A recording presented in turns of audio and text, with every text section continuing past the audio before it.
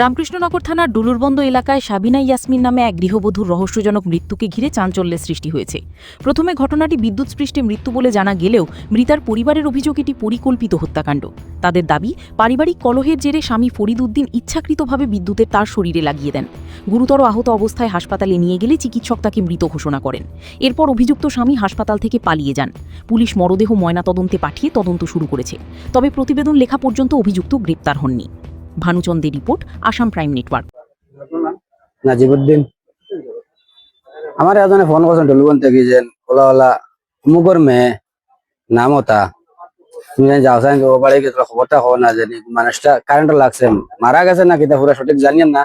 Ramkrishnanagar hospital লইয়া যাইতরা phone call লইয়া যাইতা ও পরে আমি তারা বাইক লিয়ে আইসে তারা কইয়া বাদে গাড়ি তুলিয়া তারা বাই আইস বাদে ওখানে আইসে ইয়া দেখছে যে সত্যি সত্যি মানুষটা মরা। ডাক্তারে শুনছি কইছে রাত্রে 12টা মারা গেছে, 6-8 ঘন্টা আগে মারা গেছে, রিপোর্ট দিছে।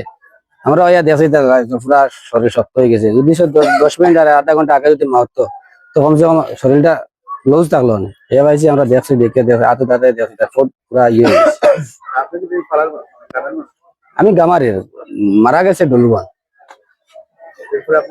তারপরে আইসি এটা মার্ডার করা হয়েছে। বাচ্চারা ট্রিটমেন্ট দিছে রাত্রে, এটা মায়ের করিয়া মারে বিছনাথ শোয়ার আছে। বাচ্চারা কইছে যে আঙ্কুলের রুমও রাখ হয়েছে।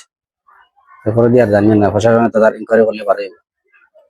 তারা ফোনে যোগাযোগ হয়েছে, মার লোকে ফোনে জামাই যোগাযোগ করছে, ফোন করছে কালকে রাত্রে যে মারে উদ্যমকে দিছে এখানে আইস না, ওলা ওলা মারিলে মুখে তা করলে ওটা শুনছি মায়ে এখন দাগোটা করছে না।